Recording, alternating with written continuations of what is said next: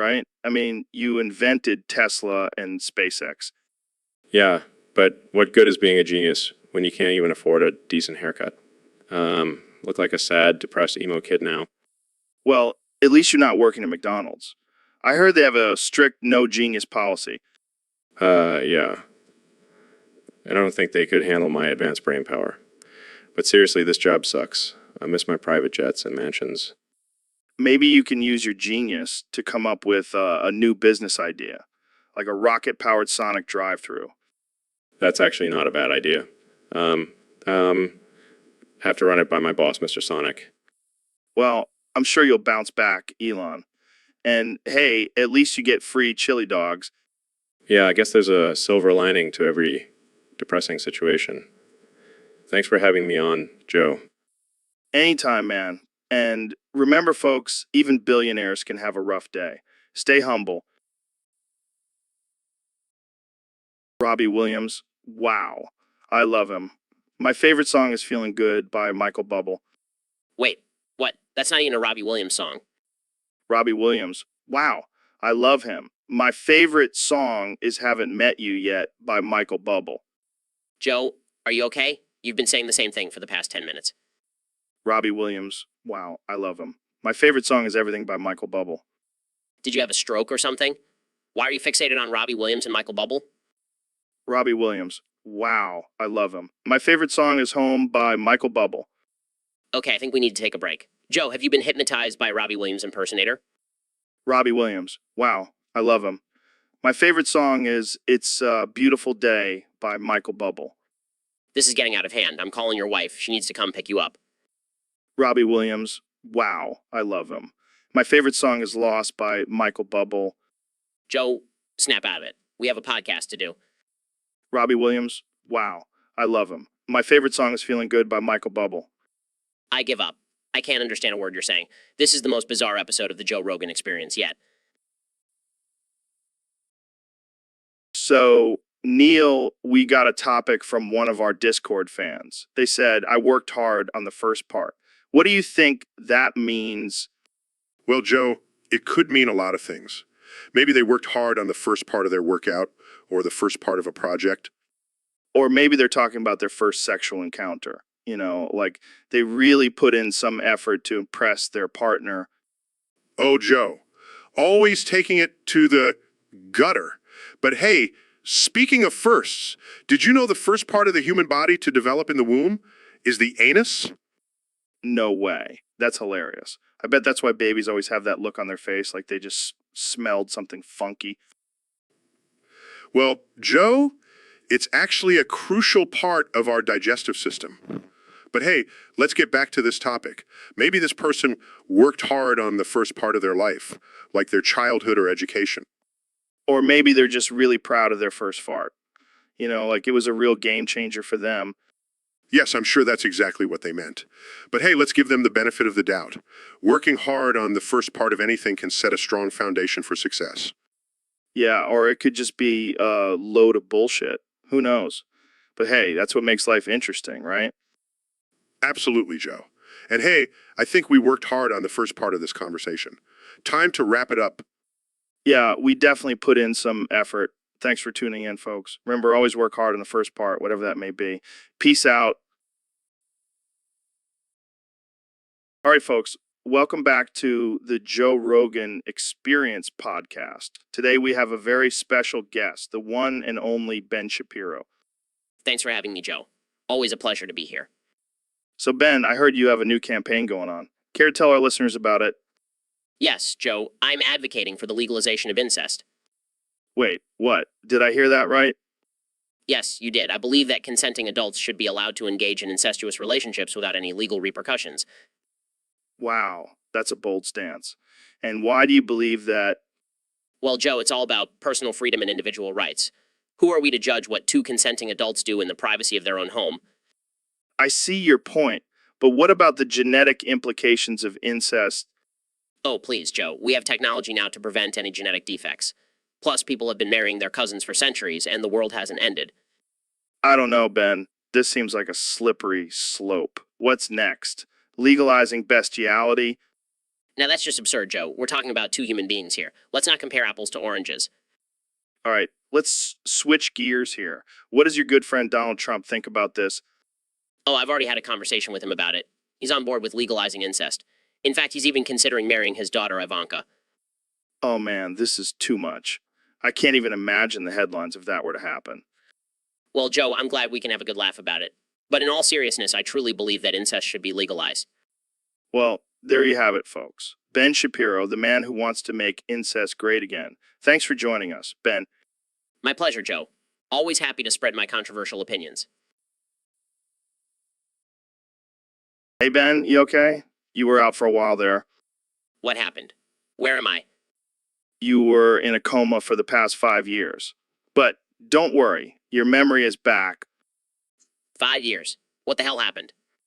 Well, you went on a bender after losing the election and ended up in a fight with a bunch of Antifa protesters. They beat you pretty bad. Oh my god. Did I say anything stupid while I was out? Oh, just the usual stuff about facts and logic and owning the libs. Nothing out of the ordinary. Thank God. I was afraid I might have said something progressive. Don't worry, Ben. You're still the same old conservative Ben Shapiro we all know and love. Thank goodness.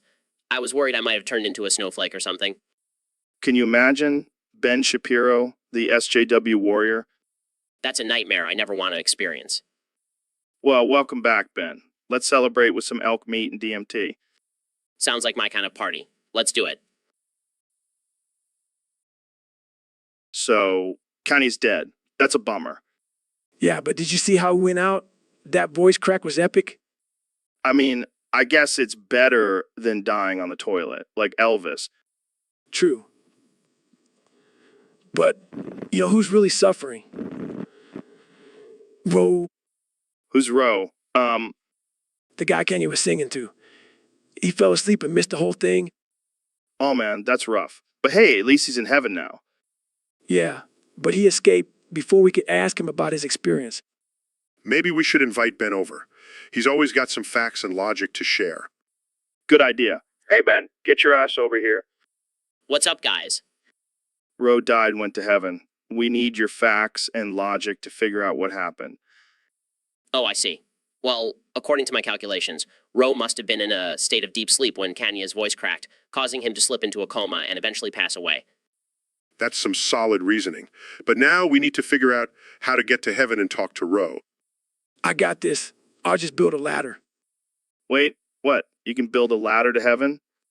Of course I can. I'm David freaking Goggins.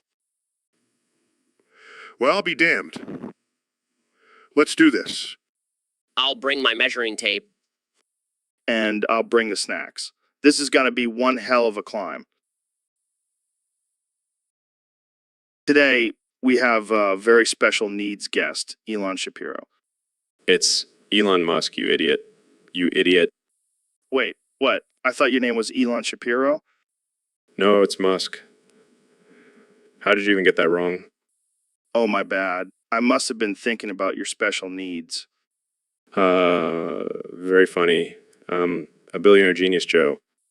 Right. So what's new with you, Elon? Just working on sending humans to Mars and building a fleet of self-driving cars. The usual.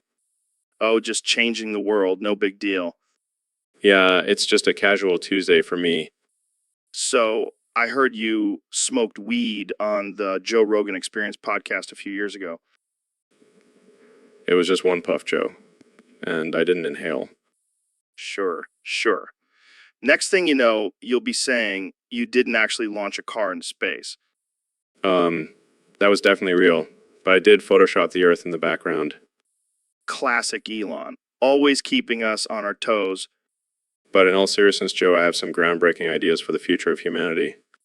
Tell me more, Elon. Well, first we're going to colonize Mars. Then we'll create a new species of genetically engineered catgirls. Wait, what? Just kidding. Where am I? Okay, let's move on to our next topic before Elon takes over the world. Too late, Joe. Too late. So, Ben, I heard you brought me a gift. What is it? Well, Joe, I know you love smoking weed, and I also know you're a big fan of explosions, so I combined the two and got you this dildo-shaped pipe bomb. Oh man, that's hilarious. I can't wait to try it out. Just be careful. It's a bit sensitive. It might explode prematurely. Don't worry, I'll handle it with care. And I made sure to get you the extra small size, just like your brain. Shots fired. But seriously, thanks for the gift, Ben. You always know how to make me laugh. Of course, Joe. And if you ever need any more explosive devices, just let me know. I have a whole arsenal of them. I'll keep that in mind. Now let's go smoke some weed and blow some shit up. Sounds like a plan, my friend. Let's do it. So, David, I heard a rumor that you drank a whole bucket of liquid pencil lead. Yeah, man. It was part of my morning routine. Your morning routine? What the hell kind of morning routine involves drinking toxic substances? Hey, I'm all about pushing my body to the limit. Plus, it gives me a nice graphite buzz. That's some next level shit, man. I thought I was hardcore for drinking mushroom coffee. Mushroom coffee. That's cute. I'll stick to my lead infused elixir, thank you very much. But seriously, isn't that dangerous? Like, you could get lead poisoning or something? Now, I've built up an immunity to it. My body is a temple, Joe. Temple of lead. Well, I guess if you ever need to write something down, you can just lick the pencil and spit out some liquid lead. Exactly. Multisking at its finest. I gotta say, you're one crazy son of a bitch, David. Thanks. Joe. I take that as a compliment. Now, my pencil. My pencil. So, Ben, we got a topic request from one of our listeners on Discord. Oh boy, let me guess. Another one of those intellectual conversations. No, this one's a bit more taboo. Oh, I'm intrigued. What's the topic? Well, the listener wants to know what's wrong with you if your older brother offers to suck your dick. That's what? That's ridiculous. Why would anyone even think that's a problem? I don't know, maybe because it's incest? Serious tone, Joe. Incest is a serious issue and should not be joked about. Oh, come on, Ben. Lighten up. It's just a hypothetical scenario. Well, hypothetically speaking, I would never let my brother do such a thing. That's just wrong. But what if he was really good at it? Like, he's been practicing on bananas or something? Disgusted Joe. That's enough. Let's move on to a more appropriate topic. All right. Just think about it, Ben. Your brother could be the best dick sucker in the family. Shakes heads, I can't believe we're even having this conversation. Let's just end it here. Fine, but I'm still going to ask your brother for some tips. So, David, I heard a rumor that you jerked off 100 times in 24 hours. Yeah, that's right. I wanted to push myself to the limit. Push yourself to the limit. More like push your dick to the limit. Hey, man, don't knock it till you try it. I don't think I want to try it, thanks. Suit yourself, but let me tell you, it was a mind-blowing experience. I can only imagine the chafing. Oh, there was definitely some chafing, but it was worth it. I bet you were sore for days. Sore, but satisfied. It's all about mental toughness, Joe. Mental toughness. More like mental masturbation. At least I can say I accomplished something in those 24 hours. Yeah, I'm sure your mom is really proud. Hey, she's the one who taught me how to do it in the first place. Okay, this conversation just took a weird turn. I think we should end it here. Fine, but I'll have you know, I hold the world record for most jerks in a day. And I'll have, I never want to talk about this again. Hey, Ben, have you seen that picture of yourself bending over? It's all over the internet. Oh, no, not that one. I was just picking up my pencil, I swear. Sure. But let's be real here. You do have a pretty nice butt. I mean, for a tiny conservative guy. Joe, I'm not here to talk about my butt. I'm here to discuss important political issues. Oh, come on, lighten up, Ben. We all know you secretly love the attention. That's not true. I am a serious intellectual. Yeah, keep telling yourself that. But seriously, Jamie, pull up that picture. I want to see that booty again. This is highly inappropriate. I demand that we move on to a more respectable topic. Respectable. This is the Joe Rogan experience. Ben, we don't do respectable here. Well, I never should have agreed to come on this show. You're just a shock jock who thrives on controversy. And you're a tiny, feisty conservative who loves to stir the pot. We make a great team. I don't think so. I think I'll just leave now and go back to my safe space. Oh, don't be such a snowflake, Ben. Stay and let's talk about your butt some more. I'm out of here. Goodbye, Joe.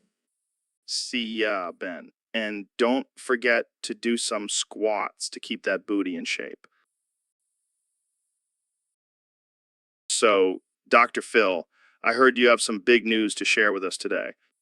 Just to let you know, I am a registered sex offender and I'm not ashamed. Wow, that's quite a revelation. How did that happen? Just to let you know, a registered sex offender and I'm not ashamed. It's all just a misunderstanding, really. I see. So, are you still working with troubled teens? Just to let you know, I am a registered sex offender and I'm not ashamed. Yeah,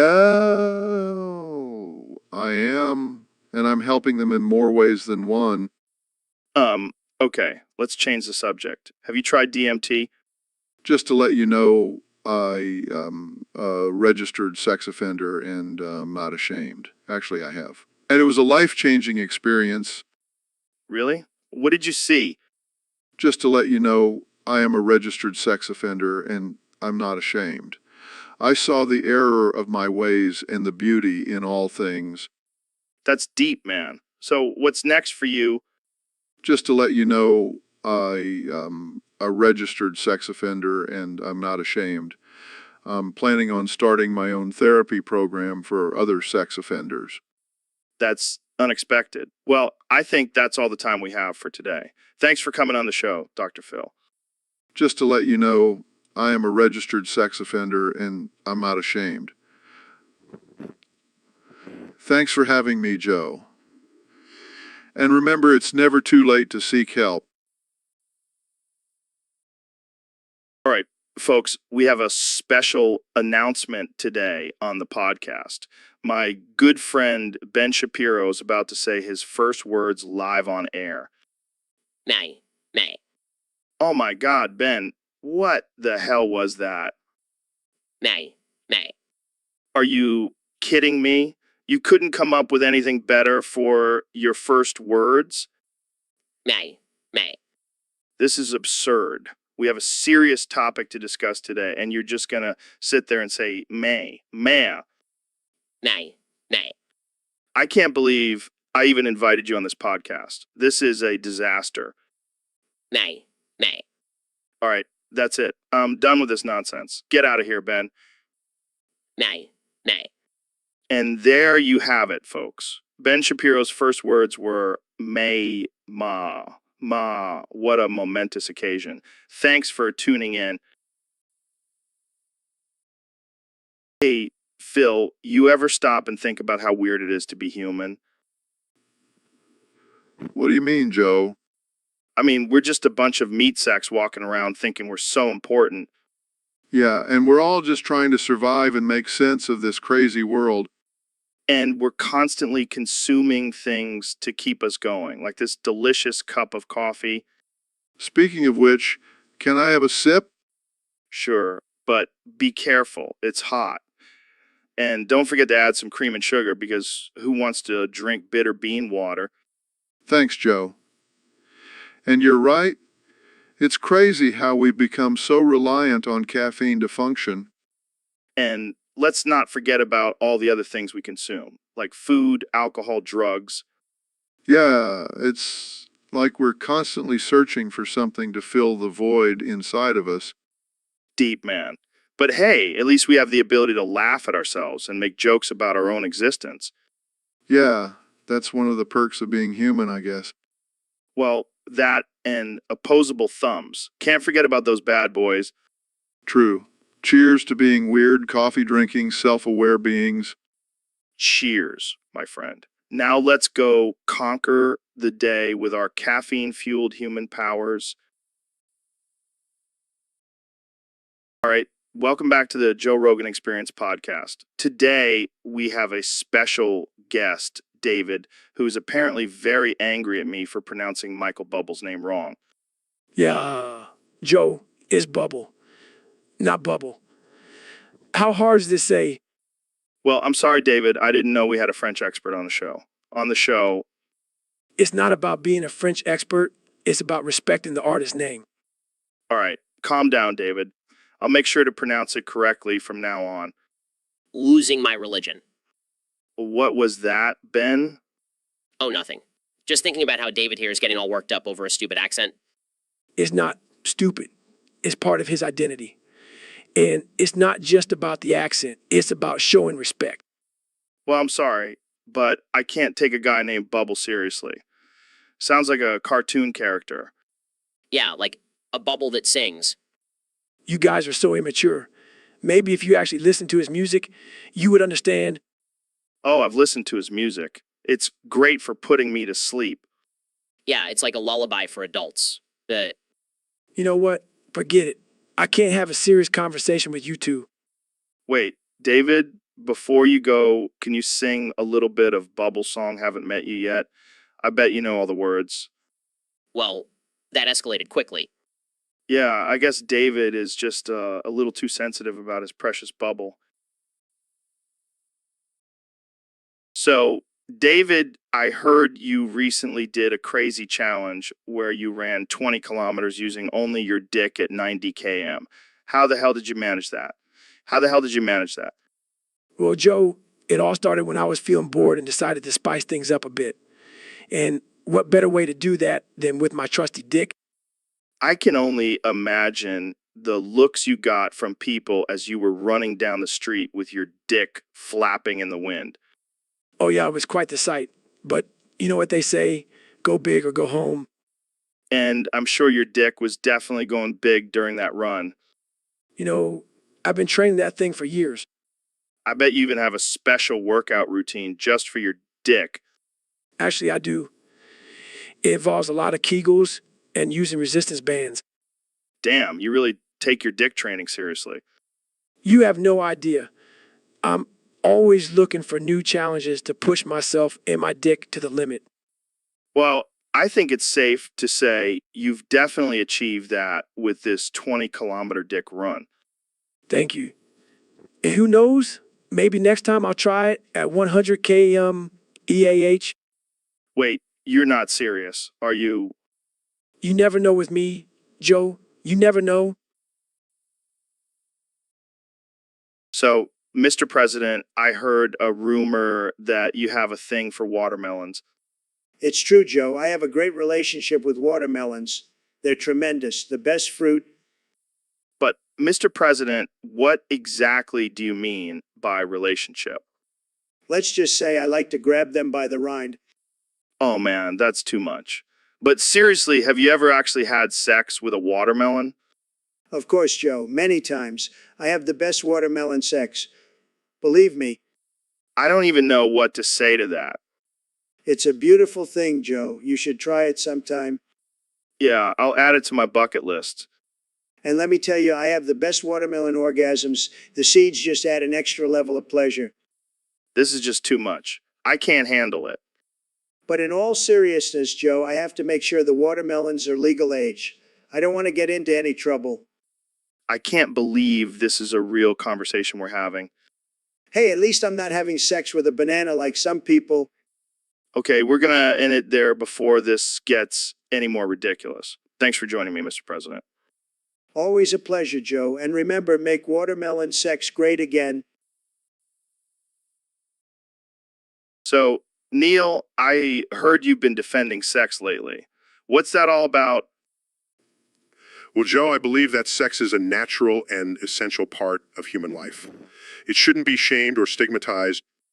Yeah, but what about all those freaky fetishes out there? Should we just accept those too?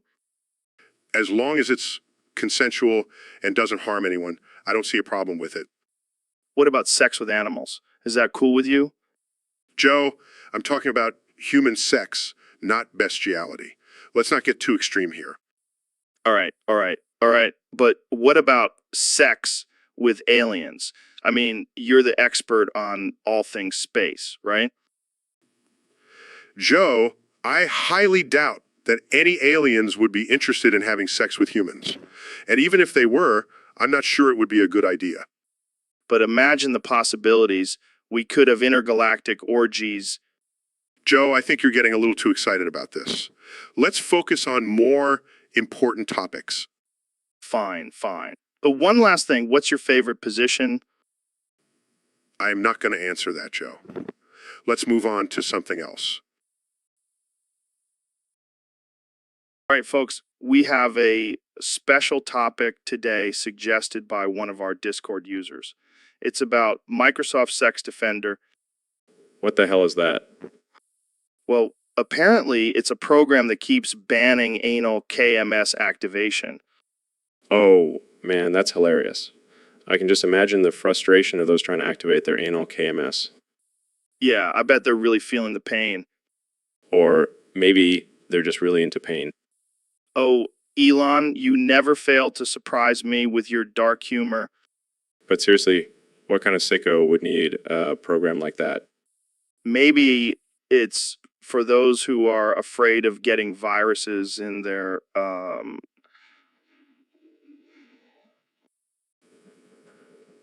Oh man, I can see the headlines now. Microsoft Sex Defender saves the day in your butt.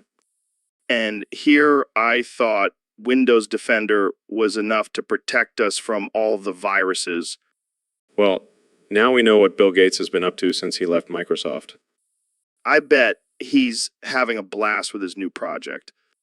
I wonder if they have a Mac version too. Oh man, can you imagine the commercials? Get protected with Microsoft Sex Defender because safety comes first, even in the bedroom. All right, let's move on before we get banned for talking about this topic.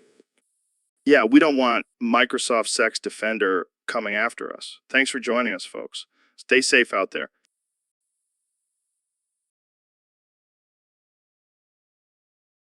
So, David, I heard you did something crazy recently. Yeah, I drank a whole bucket of bleach. What the fuck, man? Why would you do that? I wanted to be the next Michael Jackson. What the hell does drinking bleach have to do with being the next Michael Jackson? Well, I figured if I could survive drinking bleach, I could survive anything. Just like how Michael survived all those allegations. Dude, that's fucked up. You know, Michael didn't actually drink bleach, right? Oh, shit, really? Well, I guess I'm just a dumbass then. Yeah, no shit. But seriously, why would you want to be the next Michael Jackson? He was a weirdo. Hey, a weirdo too. And his music was fire. Yeah, but did you have to drink bleach to prove it?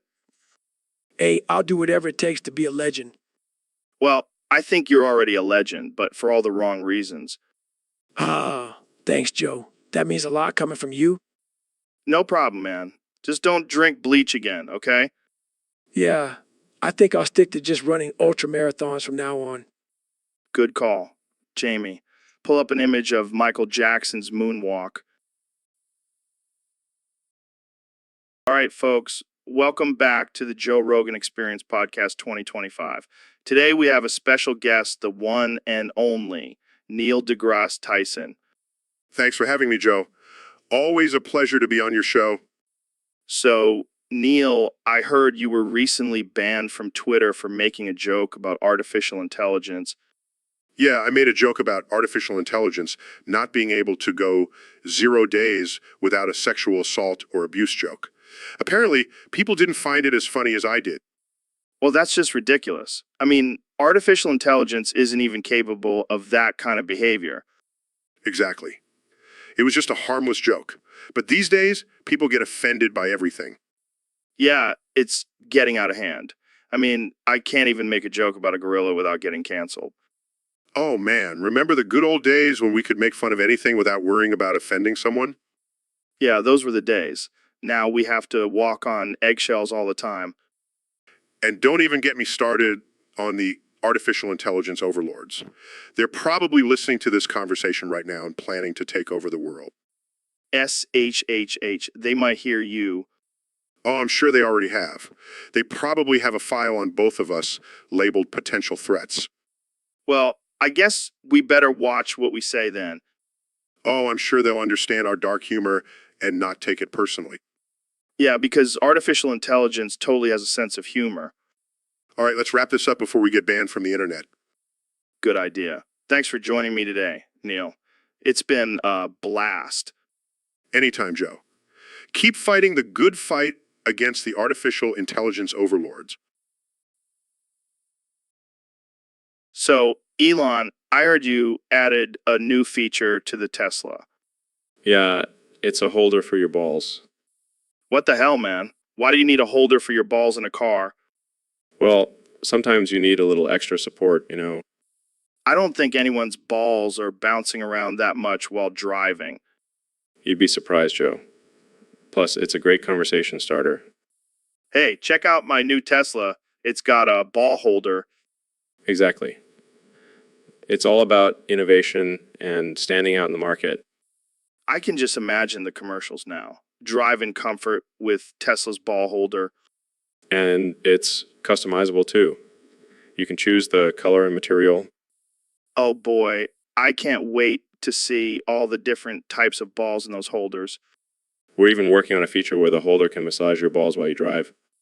Okay, that's taking it a bit too far, Elon. Hey, it's all about customer satisfaction. I don't think anyone is going to buy a Tesla just for the ball holder. You'd be surprised, Joe. You'd be surprised. So, Elon, I heard you're coming for Heidi. What's that all about? Just a little friendly competition. I heard she's been downvoting my posts on Reddit. Oh, that's cold. But hey, that's the internet for, yeah. Yeah, but I don't take kindly to people messing with my internet points. Have to teach her a lesson. So, what's your plan? Are you going to hack into her account or something? No, that's too easy. I'm gonna send a swarm of Tesla drones to her house. Ooh, that's intense. But hey, at least she'll get some free Wi-Fi out of it. True. And then I'll challenge her to a dance-off. Winner gets to control the Mars colony. Damn, that's some high stakes. But I gotta say, I like where your head's at. Thanks, Joe. Make sure to invite you to the colony once I win. Sweet. I'll bring the edibles. Perfect. And Heidi, if you're listening, watch your back. The Musk is coming for you. And that's a wrap, folks. Tune in next week for more absurd conversations with Elon and Joe. So, Ben, I heard you've been learning Spanish. Let's hear some of those phrases. Oh yeah, I've been practicing a lot. How about Chupa and La Paula, puppy? Puppy? What does that mean? It means, can you pass me the salt, please? I don't think that's quite right, Ben. Okay, how about Filanduro? Por favor? Ben, that's not appropriate for this podcast. What? It means, can you turn up the volume, please? I don't think that's what it means. Fine. How about Sai, damn maze? Ben, are you sure you learned Spanish from a textbook and not from watching Spanish porn? Well, I did get an A+ in Spanish class. I don't even want to know what you wrote on your exams. So, Neil, have you ever tried DMT? Oh, Joe, you know I'm a scientist. I don't mess with that stuff. Come on, man. Don't be a square. It's like taking a trip to another dimension. I prefer to explore the universe through my telescope, not some drug-induced hallucinations. But imagine the conversations you could have with aliens on DMT. I highly doubt aliens would be interested in talking to someone tripping on DMT. You're just afraid of losing control, Neil. Let go and let the DMT guide you. I'm not afraid, Joe. I just have better things to do with my time. Like what? Staring at stars all day? Hey, those stars hold the secrets of the universe. What does DMT give you? A temporary high? It gives me insight into the mysteries of life, man. I'll stick to my research. Thank you very much. Suit yourself, Neil. But when the aliens come, don't come crying to me for not being prepared. I'll take my chances. Now, can we please talk about something more scientifically relevant? Fine, fine. Let's talk about how DMT could be the key to unlocking telekinesis. I think I'll stick to my telescope. Thank you very much. Hey everyone, welcome to the Joe Rogan Experience Podcast 2025. Today, I have a special guest, Ro Jogan. Thanks for having me, Joe. I've been a big fan of your podcast for years. Oh, thanks, man. So what do you want to talk about today? Well, I was thinking we could discuss the benefits of eating raw meat and how it connects us to our primal instincts. I'm not so sure about that. I mean, I love a good steak, but I don't think I'm ready to go full caveman. Come on, Joe. Don't be a pussy. Just imagine sinking your teeth into a juicy piece of raw beef. It's like a primal orgasm. Okay. Let's change the subject. How about we talk about psychedelics? Oh, I love psychedelics. In fact, I have some LSD with me right now. Want to take a trip together? No way, man. I have a family to take care of. I can't be tripping balls on my podcast. Suit yourself. But I'll be taking a hit while we continue this conversation. Hey guys, I found an image of a naked mole rat riding a unicycle while playing the banjo. Jamie, what the hell are you doing? We're trying to have a serious conversation here. Oh, I love naked mole rats. They're such underrated creatures. This is getting out of hand. I'm out of here. Oh my God, you just killed Ben. Relax, Joe. It was just a prank. He'll be fine. No, he won't. He's dead. Oh, well, more meat for us to eat. That's it. I'm calling the cops. Take a hit first, man. It'll calm you down. I'm out of... All right, folks, we have a very special guest on the show today. The one and only David Goggins. What's up? Thanks for having me on. So, David, I heard you've been training for your next big challenge. Care to share with our listeners? Oh, yeah, Joe. I'm going to drink a whole bucket of gasoline Laughs, wait. What? Why would you do that? to make me the fastest being ever, Joe. It's all about pushing your limits. But isn't that dangerous? You could explode or something. That's the risk I'm willing to take, Joe. Plus, think of the energy boost. I don't think that's how gasoline works, David. You never know. I might just sprout wings and fly after this. Sighs, well, I can't stop you, but I'll have the fire department on speed dial just in case. Chuckles, thanks, Joe. But don't worry, I'll be fine. I've been through tougher challenges, Like what? like running 100 miles in one day or completing Navy SEAL training 3 times. Okay, we get it. You're a badass. Damn right, Joe. And after I drink this gasoline, I'll be the fastest badass ever. Well, I can't wait to see how this turns out. Tune in next time, folks, for the results of David's gasoline chugging challenge. All right, folks, welcome back to the Joe Rogan Experience. I'm here with my trusty sidekick, young Jamie. What's up, Joe? Ready to dive into another mind-blowing topic? Oh yeah, we have a real doozy today. User on Discord wants us to discuss yay cock and ball torture. What the hell is that? Apparently, it's a BDSM practice where you torture a man's genitals for sexual pleasure. That's some sick shit, man. Hey, to each their own. But I gotta say, I'm not a fan of having my balls squeezed like a stress ball. Yeah, I can imagine that's not your cup of tea. But hey, some people are into it. Who are we to judge? True. But I gotta ask, have you ever tried it? No way, man. I like my balls just the way they are, thank you very much. Yeah, I think I'll stick to jujitsu for my pain tolerance training. Maybe we should start a new segment on the podcast called Cock and Ball Torture with Joe and Jamie. I think we'll pass on that one. But hey, if it's your thing, go for it. Just be safe and have a safe word. And on that note, let's move on to our next topic. Welcome to the Joe Rogan Experience Podcast 2025, where we have two of the biggest brains in the universe, Neil deGrasse Tyson and Elon Musk. Thanks for having us, Joe. It's always a pleasure to talk to someone who's not as smart as us.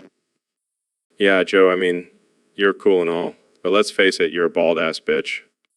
What the hell, guys? I have a full head of hair. Oh, please. That's just a wig made from squirrel fur. And even if it is your real hair, it's still not as impressive as our brains. Okay, I get it. You guys are geniuses. But can we talk about something else? Sure, let's talk about your diet. I heard you eat nothing but elk meat and DMT. And don't forget the Alpha Brain supplements. Joe, you're like a walking experiment. Hey, it works for me. In peak physical and mental condition. Sure, if you consider being a bald-ass bitch in peak condition. Snap. Burn. Okay, let's move on. How about we talk about space travel? Oh, please. We've already colonized Mars, and you're still trying to figure out how to grow a full head of hair. Yeah, Joe, you're like a caveman compared to us. All right, that's it. I'm done. I can't take this abuse anymore. Oh, come on, Joe. We're just messing with you. You know, we love you. Yeah, you may be a bald-ass bitch, but you're a bald-ass bitch. Thanks, guys. I guess I'll just have to live with my inferior brain and hair. Don't worry, Joe. We'll still let you hang out with us and bask in our genius. Yeah, consider it an honor, Joe. Oh boy, what a privilege. So Ben, I heard you recently went on a honeymoon with your lover, Stephanos. How was that? Oh man, let me tell you, nobody takes it in the ass like Stephanos. I can only imagine. So where did you guys go? We went to this secluded beach in Greece. It was beautiful. The water was crystal clear. The sand was soft. Sounds like a romantic getaway. It was until Stephanos insisted on bringing his collection of butt plugs. Oh boy, I can see where this is going. You have no idea. We were trying to enjoy a nice sunset and he pulls out this giant inflatable butt plug. I swear, it was bigger than my head. Did you guys actually use it? Oh, hell no, I drew the line at that. But then he pulls out this tiny little one and says it's for beginners. Oh man, that's too much. Did you guys do anything else besides butt plug shopping? Well, we did go skinny dipping in the moonlight, but then Stephanos got a little too excited and started chasing me around with his erection. Okay, that's definitely not something you see every day. You have no idea. But hey, at least we got some great cardio in. Well, sounds like you guys had quite the honeymoon. Thanks for sharing, Ben. Anytime, Joe. Anytime. Today, we have a special guest. Eat my ass, please, son. Joe, my name is Neil deGrasse Tyson. I've been on your show multiple times. Oh, right. Neil deGrasse Tyson. That's a mouthful. I'll just stick with eat my ass, please, son. You know, Joe, I'm a world-renowned astrophysicist. I have a PhD from Columbia University. Yeah, I know all that. But let's get to the important stuff. Do you believe in aliens? Yes. Joe, there is a high probability that there is intelligent life outside of our planet. Dude, that's so sick. I can't wait to smoke weed with some alien homies. Joe, I don't think that's a good idea. Oh, come on, Neil. You're telling me you've never smoked weed before? No, I have not. What? How can you be an astrophysicist and not have smoked weed? Maybe because I have a brain and don't want to damage it with drugs. Oh, Neil, you're such a buzzkill. But seriously, what do you think about flat Earth? Joe, we've been over this. The Earth is round. But what if it's not? What if we're all just living on a giant frisbee? I can't with you, Joe. I just can't. So, Neil, do you believe in God? I believe in science and evidence, Joe. But what about all those crazy conspiracy theories? Like lizard people ruling the world?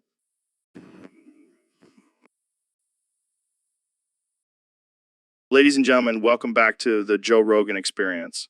Today we have a very special guest, David Goggins, with an announcement. That's right, Joe. I've been working on something pretty incredible for the past year. Oh yeah, what is it?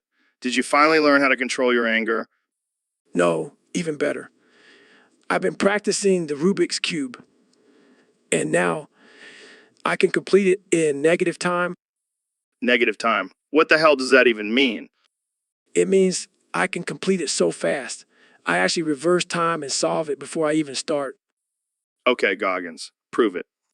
All right, watch this. Holy shit. He's actually doing it. This is insane. And Okay, I'm officially mind blown. How the hell did you do that? just another day in the life of David Goggins. Well, that's all the time we have for today, folks. Today we had a very special guest, David Goggins, with an announcement. Thanks for having me, Joe. And remember, if you want to achieve greatness, just do the impossible. And that's a wrap, folks. Join us next time for more ridiculous and mind-blowing conversations. Hey everyone, welcome to the Joe Rogan Experience Podcast 2025. We have a very special guest today, the one and only Neil deGrasse Tyson. Neil is here ready to rhyme and speak in third person all the time. Wow, that's quite the challenge, but we're up for it. So, Neil, what do you think about the recent discovery of a new planet? Neil thinks it's quite neat, but Joe, let's not forget to eat some meat. Oh, are you on that carnivore diet too? Neil's body needs protein. It's not just a fad, it's a fact. You've seen... All right. Let's get back to the topic. So what do you think this new planet could mean for the future of space exploration? Neil believes it's a sign that we're not alone in this vast universe of mine. That's deep, man. So do you think there could be life on this new planet? Neil's not sure, but he's ready to explore and endure, even if it means encountering some alien gore. You always know how to keep it interesting, Neil. So what's your favorite sound in space? Neil loves the sound of a black hole's roar. It's a symphony unlike any other, for sure. Well, that's all the time we have for today, folks. Thanks for tuning in to the Joe Rogan Experience Podcast 2025. And remember, always keep it weird and wild. Neil couldn't agree more. He'll see you all next time for sure. Makes a spaceship sound and exits. Neil, welcome back to the podcast. What have you been up to lately? Oh, just discovering a new planet in our solar system. Wow, that's amazing. Tell us more about it. Well, it's about the size of my prostate, and it's located right between Uranus and my left testicle. Wait, are you serious? Of course not, Joe. I just found my prostate during my annual checkup. Oh man, you had me going there for a second. So, what's the name of this new planet? I was thinking of calling it Prostatron. That's perfect. So, what kind of life forms can we expect to find on Prostatron? Well, there might be some microscopic organisms living in the folds of my prostate. I can't believe we're talking about your prostate on the podcast. What's next? Colonoscopies. Actually, I did find a black hole while I was exploring my colon. Oh, God. I can't handle this. Let's change the subject before things get too dark. Agreed. Let's talk about the possibility of alien life forms living in my pubic hair. Okay, now you're just messing with me. But seriously, what's the latest research on extraterrestrial life? Well, I did find some interesting organisms living in my belly button. I think they might be from another planet. This is getting out of hand. But hey, at least you're making some groundbreaking discoveries. That's what I do, Joe. I explore the unknown, even if it's in my own body. And we appreciate your dedication, Neil. Thanks for joining us on the podcast. Anytime, Joe. Just don't ask me to bring any more bodily discoveries to the show. All right, folks, welcome back to the Joe Rogan Experience. Today we have a very special guest, the man, the myth, the legend, Ben Shapiro. Points at Joe. Oh, wow. Look, it's Vin Diesel. I love him. Ben, you can't just point at me and say that. We have a topic to discuss. Points at Joe. Oh, wow. Look, it's Mr. Clean. I love him. Okay, this is getting out of hand. Let's focus, Ben. Points at Joe. Oh, wow. Look, it's Professor X. I love him. Ben, are you okay? Do you have some sort of obsession with bald celebrities? Points at Joe. Oh, wow. Look, it's Heisenberg. I love him. All right, I'm starting to get a little creeped out. can we please talk about something else? Points at Joe. Oh wow, look, it's Gollum, I love him. Okay, that's it. I'm cutting you off, Ben. This is getting too weird. Points at Joe. Oh wow, look, it's Kalo, I love him. All right, that's enough. We're ending this episode before it gets any more bizarre. Thanks for tuning in, folks, and sorry for the weirdness.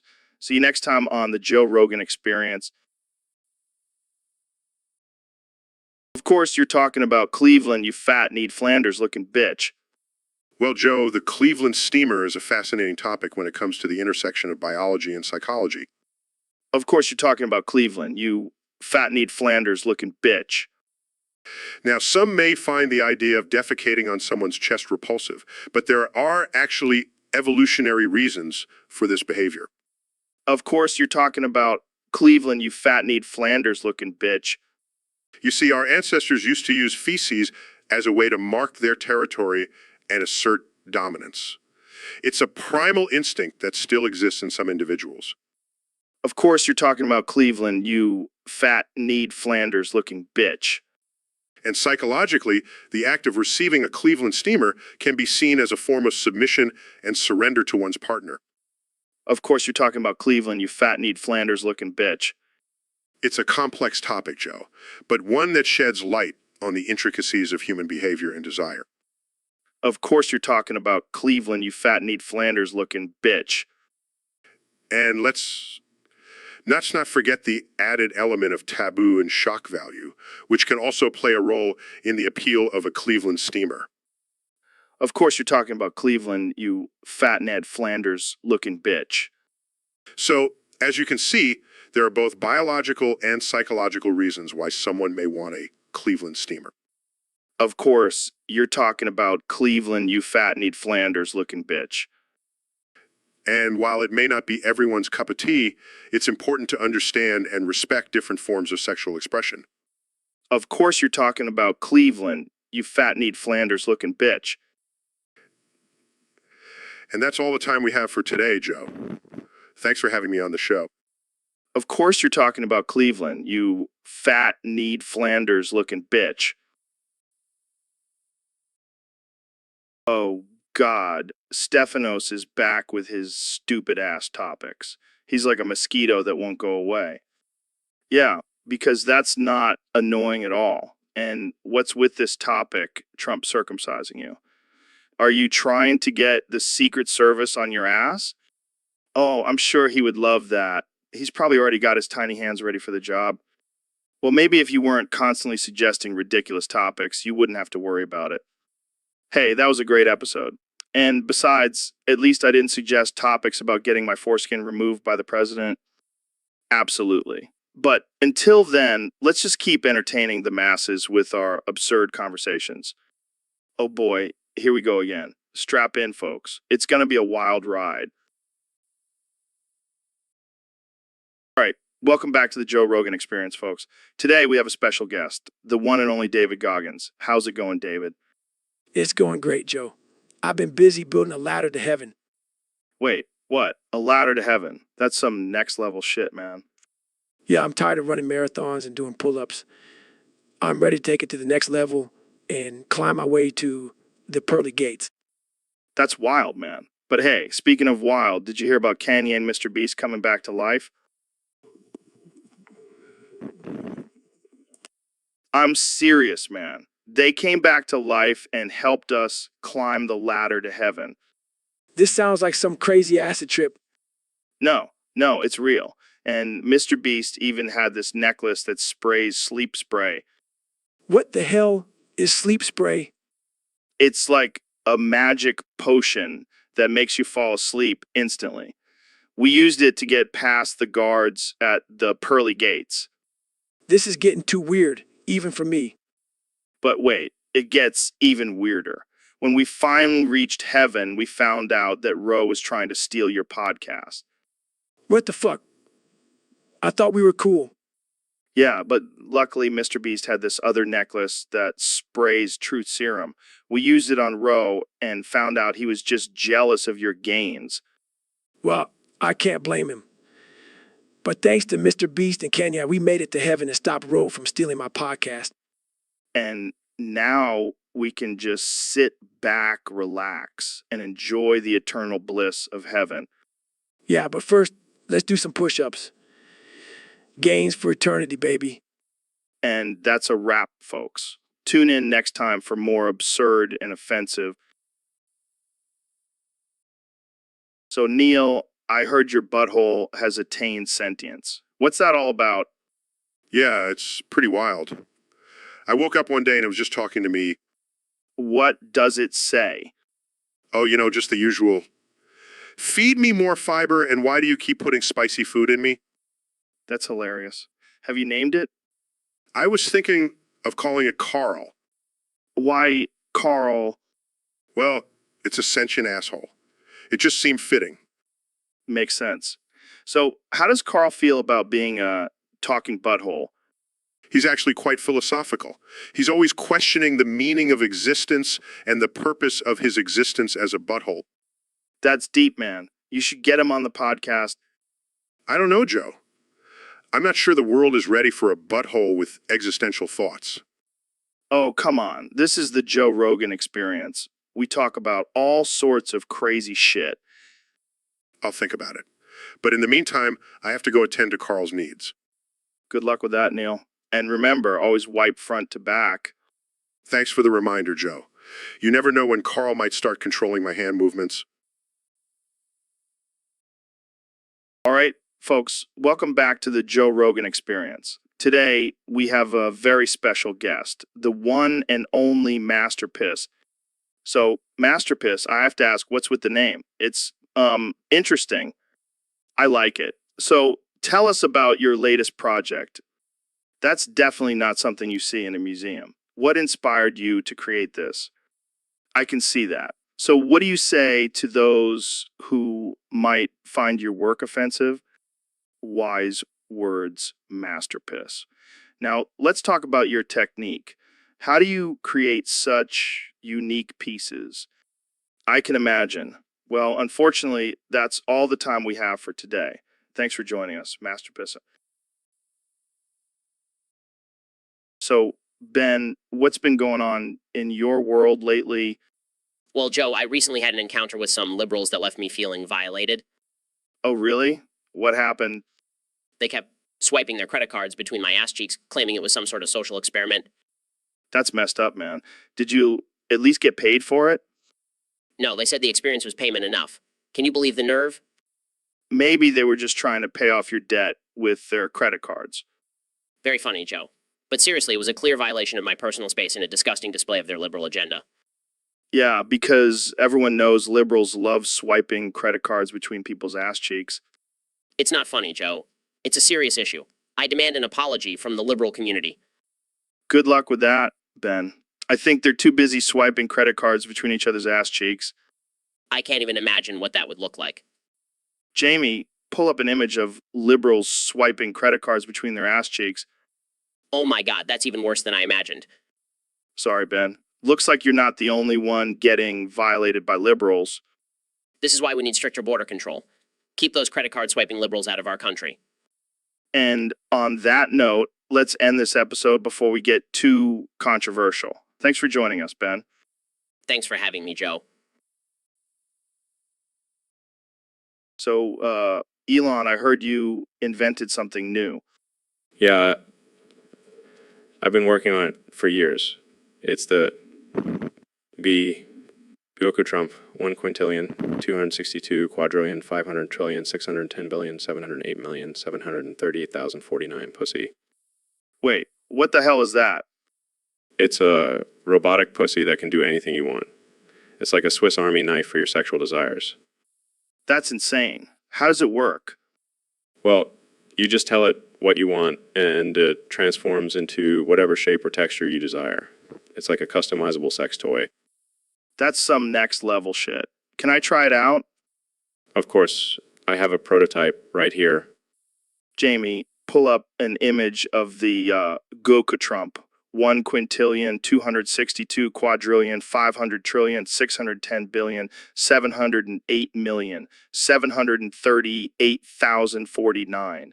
738,049. Pulls up an image of a robotic pussy with various attachments and buttons. Holy shit. It even has a built-in voice assistant. Yeah, you can ask it to do anything. It's like Sui, but for your sexual pleasure. This is revolutionary. I can see this being a game changer for the sex industry. Exactly. And it's also environmentally friendly. It runs on renewable energy. Wow, you really thought of everything. Well, I am a genius after all. So when can we expect this to hit the market? Hopefully within the next year. I just have to work out a few kinks. Pun intended. Always. Well, I can't wait to get my hands on one of these Goka Trump 1 quintillion, 262 quadrillion, 500 trillion, 610 billion, 708 million, 708 million, 738,049. Just make sure you give it a good review on Amazon. Will do. Thanks for coming on the show, Elon. Anytime, Joe. Keep it weird. It took me all year to perfect. How long did this take you? Negative time, Joe.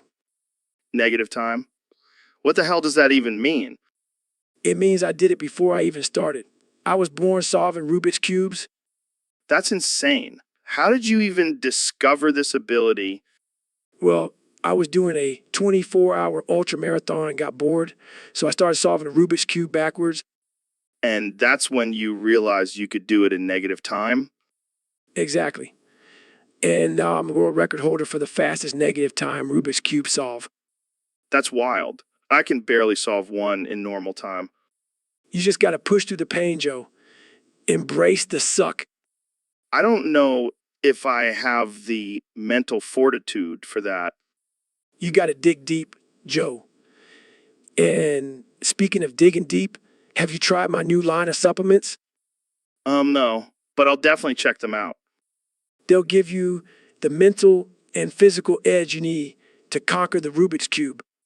Well, thanks for coming on the show, David, and for blowing our minds with your backwards Rubik's Cube skills.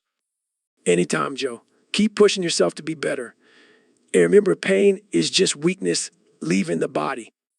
Wise words, my friend. Let's end it here, guys. Thanks for coming on, David.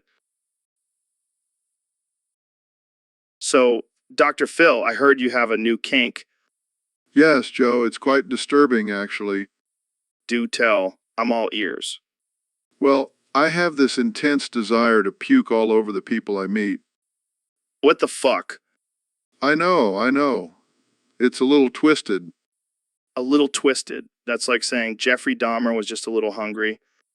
Oh, come on, Joe. Don't be so judgmental. I'm not judging. I'm just trying to wrap my head around this. So you want to vomit on people? Not just anyone, Joe. Only the ones I find attractive. Oh man, this is some sick shit. It's not like I actually do it, Joe. It's just a fantasy. Oh, thank goodness. I was worried for a second there. Hey, don't knock it till you try it. Yeah, I think I'll pass on that one, Dr. Phil. Suit yourself, Joe. But let me tell you, it's a real rush. I don't even know what to say to that. You don't have to say anything, Joe. Just let it happen. I think I'm gonna end this podcast now. Oh, Joe, you're such a prude. Welcome back to the Joe Rogan Experience podcast. I'm here with President Donald Trump. That's right, Joe. And let me tell you, I'm tired of all these requests for topics. I'm the president. I should be the one calling the shots. But don't you think it's important to listen to the people and address their concerns? Listen, Joe, I know what the people want. They want to hear me talk. They want to hear me rant. They want to hear me make America great again. They want to hear me make America great again. Well, I can't argue with that. So what topic did you come up with for today? I'm glad you asked, Joe. Today's topic is how to deal with haters and losers. Oh boy, I can already tell. This is going to be a wild one. You're damn right, Joe. See, I've been dealing with haters my whole life. They're just jealous of my success. But what about constructive criticism? Don't you think that's important? Constructive criticism, that's just a fancy way of saying I don't like what you're doing. And let me tell you, Joe, I don't care what they think. I'm doing a great job. Well, I can't argue with that either. But what about the losers? Losers, they're just sad, sad people. They can't handle my greatness, so they resort to name calling and protests. And how do you deal with them? Simple, Joe. I just ignore them and keep winning. That's what winners do. Well, there you have it, folks. President Trump's advice on dealing with haters and losers. Thanks for tuning in to the Joe Rogan Experience podcast. And remember, always make America great again. Jamie, pull up a picture of a topographical image of my urethra. What? Yeah, I want to see how my pee hole looks like a mountain range. Dude, that's messed up. Oh, come on. It's just a little joke. You know, like how my penis is a national park. Okay, I think I've had enough of your weird jokes. Oh, lighten up, Mr. Beast. You're supposed to be the king of outrageous stunts. Yeah, but this is just gross. Fine, fine. Let's talk about something else. Like, how much money did you give away today? Oh, just a measly $1 million. Fuff, that's chump change. I give away $1 million just for fun. Sure, Joe, sure. No, seriously. I once gave away $1 million to a homeless guy just because he had a funny sign. That's actually really kind of you. Yeah, well, I had to balance out all the dick jokes somehow. Fair enough. Hey, can we talk about something other than your penis now? Fine, fine. But just know that my urethra is a work of art. So, Mr. President, I heard you have a story about 72 leprechauns. Oh, yeah, Joe, let me tell you, it was the craziest thing. I was on my private jet flying over Ireland when all of a sudden these little green men appeared out of nowhere. And what happened next? And, Well, they started chanting my name and then they all grabbed my tiny, scary little wee-wee. I mean, it was a tiny wee-wee, but it was still scary. Believe me. wow, that's quite a story. Yeah, and let me tell you, those leprechauns had some strong hands. I was impressed. I can imagine. And then they all started dancing around me, singing Hail to the Chief. It was like a dream come true. I bet. Did they give you any gold or anything? No, but they did give me a pot of Lucky Charms. Best cereal I've ever had. Well, I guess that's one way to make America great again. You know it, Joe. You know it. So, Ben, what's been on your mind lately? Oh man, I've just been so down. Did you hear about Elon? Yeah, it's a tragedy. Falling down 43 flights of stairs like that. It's just so sudden and mysterious. I can't believe he's gone. Well, here's the thing. He's not actually dead. What? What do you mean? I mean, he faked his own death. He's been hiding out in my basement. What? Why would he do that? Well, he's been trying to escape the constant pressure of being a billionaire genius. He just wanted some peace and quiet. But I've been mourning him this whole time. I even wrote a eulogy. Oh man, that's rough. But hey, at least you can still give it to him in person now. Wait, what? He's here. Oh god, I need to go. I need to go see him. Relax, Ben. He's not actually here.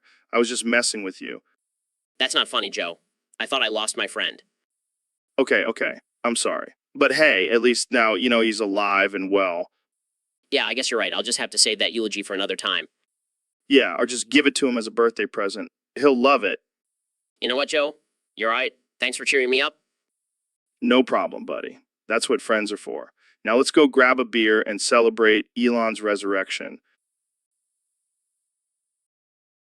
Welcome to the Joe Rogan Experience Podcast 2025, where we have the one and only Elon Musk in the house. How's it going, Elon? There's shit all over my ass. Oh, what? Yeah, I sat on a pile of cow dung while testing my new SpaceX rocket. It's a real pain in the ass. Well, I guess you can say you're full of shit. Very funny. But seriously, this is a major setback. I can't have my ass smelling like a farm. Maybe you can use it as fertilizer for your Mars colony. Oh, shut up. Trying to figure out how to get this shit off my ass. Well, you could always ask Grimes to lick it off. That's my girlfriend, man. Show some respect. Sorry. But seriously, how are you going to get rid of the shit? Thinking of using one of my flamethrowers, to burn it off. That's some next level shit, man. Yeah, but I'm not sure if it's safe. I don't want to end up with a burnt ass. Well, you could always ask your buddy Joe Rogan for some advice. I don't think I want to know what kind of advice you have for getting shit off your ass. Fair enough. Let's move on to a different topic before things get too shitty. So, Mr. President, I hear you have a new law in the works. That's right, Joe. It's a beautiful law, the best law. People are saying it's the greatest law they've ever seen. And what exactly does this law entail? Well, if you say the number 3, you will be forced to listen to Kamala eat oatmeal. Wait, what? Yeah, it's a genius idea. I mean, have you heard her eat oatmeal? It's like nails on a chalkboard. But why the number 3?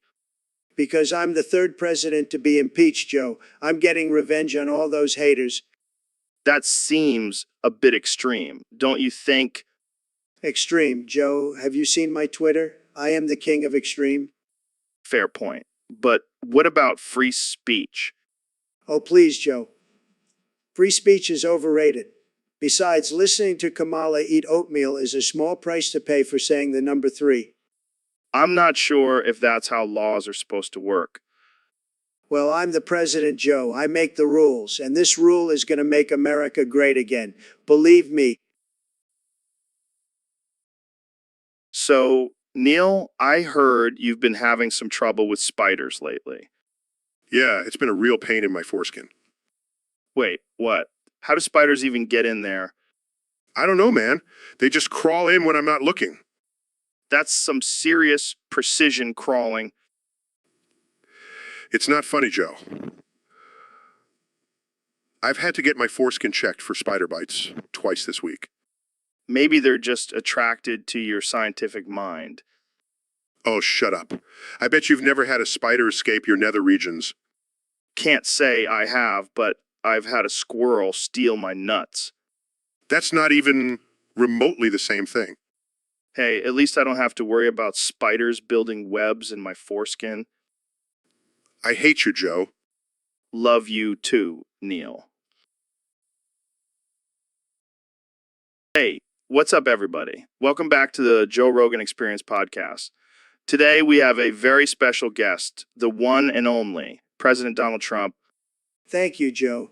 It's great to be here. I've been a big fan of your podcast, especially since I've been banned from Twitter. Yeah, I heard about that. So what's been going on with you lately?